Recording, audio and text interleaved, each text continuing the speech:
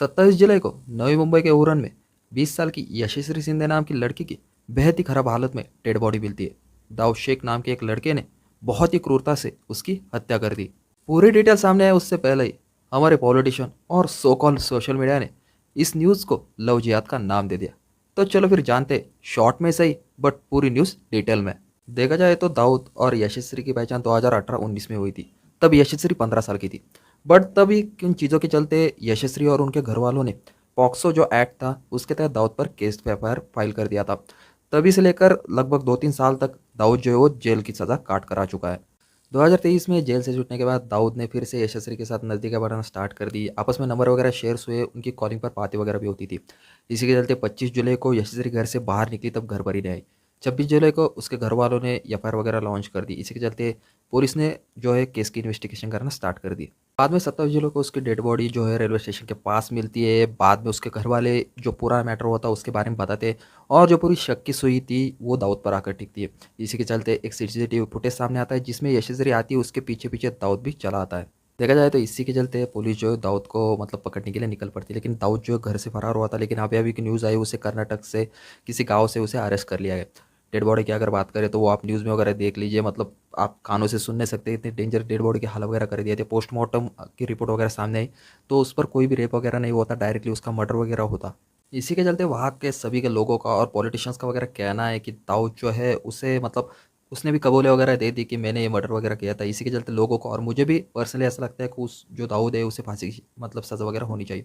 ये सारा मैटर चल ही रहा था, एक तरफ नई बसर चालू हो गई, मतलब पूरे सोशल मीडिया पर ये पूरा लव जिहाद का मैटर है ऐसा जो है वो ट्रेंड करने लगा। देखा जाए तो हमारे इंडिया में अभी तक बहुत से लोगों को लव जिहाद का मीनिंग नहीं पता। लव जिहाद की मीनिंग की अगर बात करें लव तो इसका तो सभी को मीनिंग पता है। बट जिहाद एक अरेबियन वर्ड है जिसका मीनिंग है कि कोई भी मुस्लिम जो पुरुष वगैरह है वो किसी अदर कम्युनिटी की कास्ट की लड़की को फंसाता है, अपने प्यार में कर लेता है, उसके साथ शादी वगैरह करता है, उसको अपनी कास्ट में कन्वर्ट वगैरह कर लेता है, इसे लव जिहाद कहा जाता है। अभी इस केस में बात करें लव जिहाद की तो सोशल मीडिया और पॉलिटिशियन इनकी अगर छोड़े तो कोई भी चीज़ ये प्रूव नहीं कर रही कि ये लव जिहाद का मैटर है। देखा जाए तो पुलिस वाले ने एक नॉर्मल अंदाजा वगैरह लगाए थे, उसके तहत उनका कहना है कि 2018-19 में जो उसने केस मतलब यशस्वी के घर वालों ने वगैरह केस किया था, इसी का बदला लेने के लिए जो दाऊद है उसने ये सारा कांड किया है। अभी ये लव जिहाद है या फिर कोल्ड ब्लडेड मर्डर है इसके बारे में मैं कुछ नहीं कह सकता, क्योंकि कुछ बोलकर विवाद में बढ़ने की मेरी तो बिल्कुल भी नहीं इच्छा है। लेकिन जो फैक्ट्स मैंने आपको बताया उसके तहत आप मुझे कमेंट सेक्शन में बोल सकते हो कि आपको ये क्या लगता है। बट एक एग्जांपल से मैं आपको ये जस्टिफाई ज़रूर कर सकता हूँ।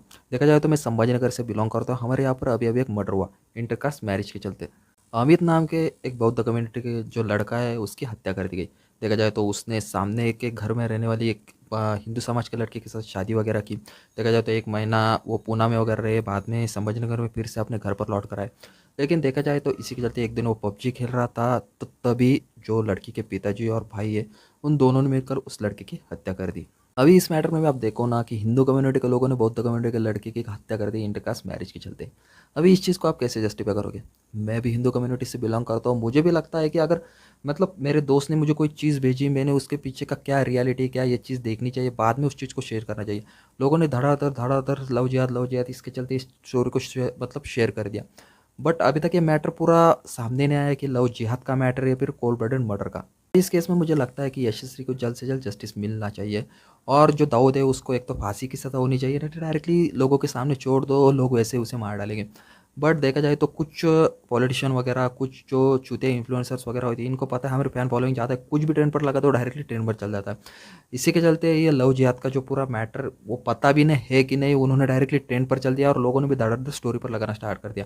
मेरा एक ही कहना है कि ऐसे चूतिया लोग अभी पता भी नहीं ना उस हरामखोर ने उसके पर्सनल जो बदला लेना था उसके लिए उस लड़की को मारा है या फिर ये लव जिहाद का मैटर, जब तक ये चीज़ें सामने नहीं आती मुझे तो लगता है कि किसी कम्युनिटी के बारे में हमें तो हमारे माइंड में हेट बिल्कुल भी पैदा कर लेना नहीं चाहिए।